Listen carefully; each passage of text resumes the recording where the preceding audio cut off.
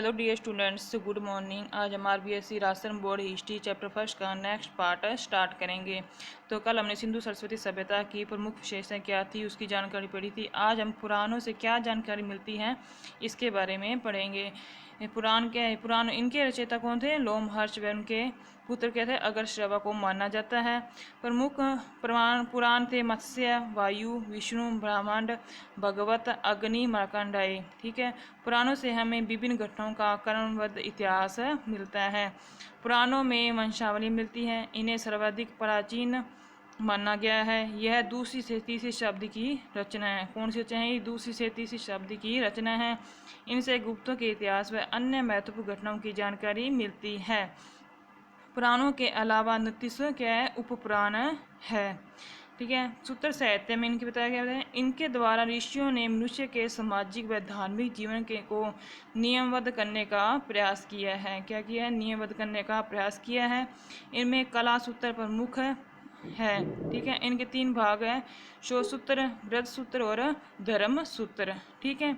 Next question अपना बना है वैदिक काल की राजनीतिक व्यवस्था को समझा, या फिर वैदिक काल में राजनीतिक व्यवस्था की प्रमुख विशेषताएं बताइए। वैदिक काल में व्यवस्थित राजनीतिक जीवन की शुरुआत हो चुकी थी। ठीक है। इस समय की सबसे छोटी इकाई कौन थी? कुल या परिवार थी, तथा सबसे बड़ी इकाई कौन सी थी? राष्ट्र थी। राजनीतिक संगठन का अवरोही क्रम राष्ट्र, जन, विश्व, ग्राम, कुल या परिवार था। ठीक है। नंबर 1 पे क्या है? कुल या परिवार। ठीक है। इसमें हम पढ़ते हैं ऋग्वैदिक कालीन राजनीतिक व्यवस्था की सबसे छोटी इकाई परिवार थी, जिसे कुल भी कहा जाता था, और कुल का नेता कौन था? कुल कहलाता था। ठीक है।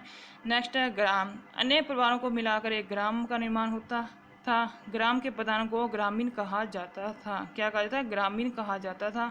ग्रामीण ग्राम का एकमात्र प्रशासनिक अधिकारी होता था। ठीक है। अब नंबर 3 पे विश्व। अनेक ग्रामों को मिलाकर एक विश्व का निर्माण होता था। ठीक है। विश्व का सर्वोच्च अधिकारी कौन था? विश्वपति कहलाता था। क्या कहलाता था? विश्वपति कहलाता था। जन। अनेक विश्वों को मिलकर एक जन का निर्माण होता था। ठीक है। जन का सर्वोच्च कौन था? गोप होता था। जिनका सर्वोच्च क्या था? गोप होता था। नेक्स्ट है राष्ट्र। देश या राज्य को राष्ट्र कहा जाता था। किसे कहा जाता? देश या राज्य को राष्ट्र कहा जाता था, जिसका मुख्य राजा होता था। मुख्य कौन होता था? राजा होता था। राजा वंशानुगत होता था। ठीक है। ऋग्वेद में उल्लेख मिलता है कि कभी कभी राजवंश से चुनकर राजा बनाया जाता था। ठीक है। कभी कोई क्या है? राजवंश से भी चुनकर राजा बनाया जाता था। राजा को राज्याभिषेक के समय प्रजापति की शपथ लेनी होती थी। किसकी शपथ लेनी थी? प्रजापति की शपथ लेनी होती थी। अब जनता राजा को कर देती थी, जिसे बलिहत कहा जाता था। ठीक है। ऋग्वेद में पंचजना का अनेक स्थानों पर उल्लेख मिलता है। ठीक है। 5 प्रमुख जन कौन कौन से? अनु, यदु, तुर्वस, परु एवं द्रुद थे। ठीक है। ये 5 के नाम आगे 5 प्रमुख जन थे। 10 आग युद्ध भरत जन राजा सुदास का रावी नदी के तट पर 10 जनों के राजाओं के साथ युद्ध लड़ा गया था। ठीक है। किसके 10 जनों के राजाओं के साथ युद्ध लड़ा गया था, जिसमें राजा सुदास की क्या हुई थी? विजय हुई थी।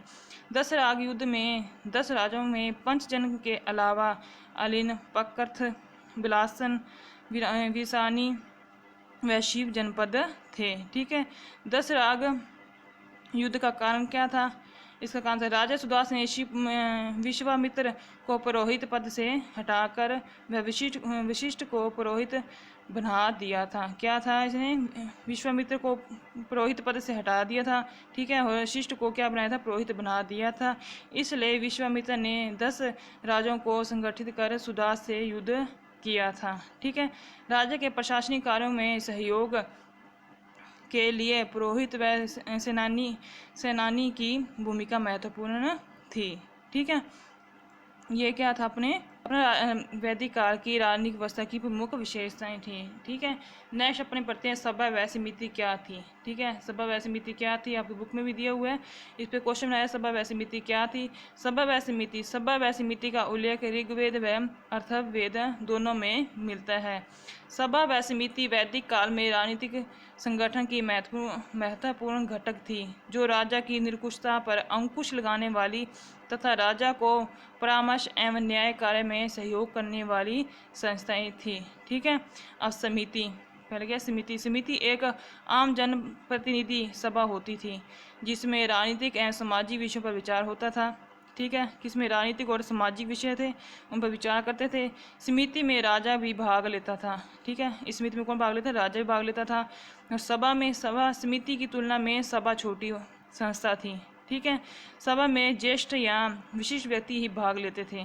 ठीक है, जो विशिष्ट जो मेन व्यक्ति ही भाग लेते थे। सभा अनुभवी वरिष्ठ एवं प्रतिष्ठित व्यक्तियों की संस्था थी।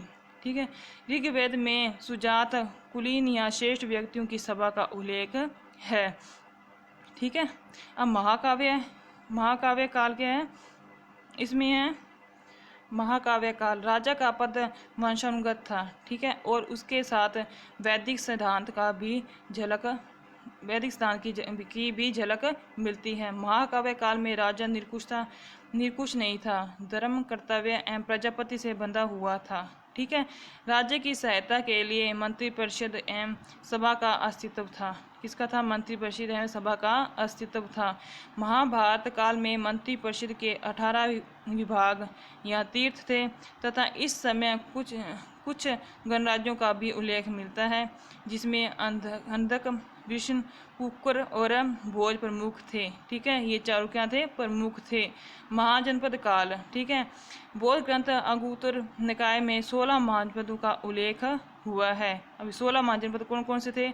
आपने ये पहले भी पढ़े होंगे, आपने ये 16 महाजनपद छोटी क्लास में पढ़े होंगे। ठीक है, उसमें बुक में दिए हुए हैं पूरे 16 महाजनपद। इनके आपको महाजनपदों के नाम और उनकी राजधानियाँ क्या करनी है? याद करनी है।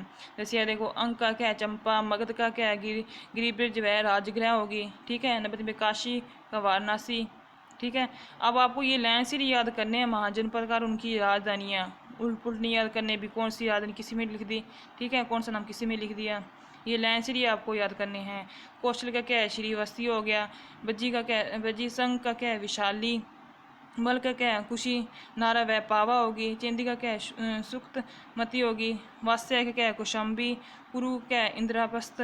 ठीक है, पंचाल का क्या है? अहस्त्र व कंपालय। ठीक है, नंबर 11 पे क्या है? मत्स्य के क्या? विराट नगर हो गया। ठीक है, सूरसेन का क्या है? मथुरा हो गया। अश्मक क्या है? पेंदाइन या पोतन। ठीक है, पोतन। ठीक है, नंबर 14 पर हो गया अवंती का क्या है? उज्जैनी। ठीक है, गंधार का क्या है? तक्षशिला। और कंबोज का क्या है? राजपुर हो गया। ये 16 महाजनपद आपको ऐसे ही याद करनी और इसकी राजधानी याद करनी है। ठीक है, नेक्स्ट अपना इसमें देखो, महाजनपद काल में 4 महाशक्तिशाली महाजनपदों का उदय हुआ था। ठीक है, कौन कौन से थे? कौशल, मगध, वात्स्य और अवंती। ठीक है, इनमें राजतंत्रात्मक शासन व्यवस्था थी। ठीक है, कौन सी व्यवस्था थी? इसमें राजतंत्रात्मक शासन व्यवस्था थी। ठीक है, अब नेक्स्ट अपने कल स्टार्ट करेंगे। अब जितना आपको ये करवाया गया उतने आप नोटबुक में नोट करके अच्छे से याद करना। Thank you, have a nice day.